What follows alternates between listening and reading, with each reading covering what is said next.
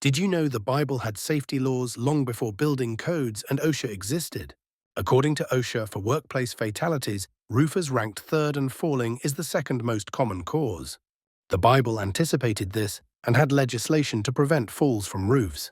When thou buildest a new house, thou shalt make a battlement to the roof round about, lest blood be shed in thy house, and thou be guilty, if anyone slip and fall down headlong. But why don't we put parapets on our roofs today if God gave the command? In ancient Israel, houses had flat roofs where people slept, prayed, and carried out daily activities. So there was a much greater risk of people falling from roofs. In Roman law, there were rules concerning objects being thrown or falling from roofs. While we are dealing with the same problems, our society has changed quite a bit over the last 3,500 years, so some laws don't make sense anymore. The best way to explain this is that at Sinai Moses was given ceremonial, moral, and civil or judicial precepts of law. The ceremonial precepts could change, for example, the Passover lamb was a foreshadowing of Christ's sacrifice and the Eucharist. And once the true sacrifice had come, there is no need to keep the shadow. The moral and civil precepts are harder to understand since they interact with each other. We begin by asking, what does it mean to be human? What is essential to our nature?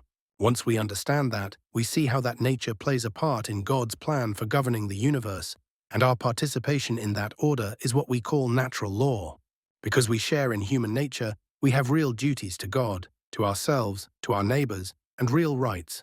We have a duty not to harm others, and a right not to be harmed. This flows directly from the natural law.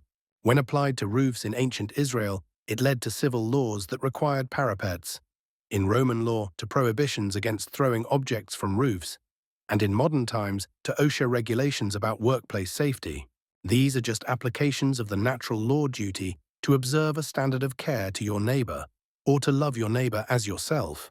With commutative justice, the natural law requires us not to steal, which comes from the nature of humankind, to live together in society. In ancient Israel, theft was punished by making restitution based on certain criteria, like the type of animal. Roman law had close analogues, with varying punishments up to death for career criminals. Whereas in modern times, it is grounded mainly in what can be proved in court, leading to restitution or imprisonment.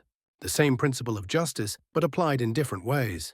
The natural law, the human participation in God's plan for governing the universe, cannot change. This is the moral law. Theft is always wrong, and you always owe a duty of care to your neighbor, but the methods and precepts of its enforcement can change, as well as societal structures that affect things like inheritance, and those are the civil or judicial laws given at Sinai.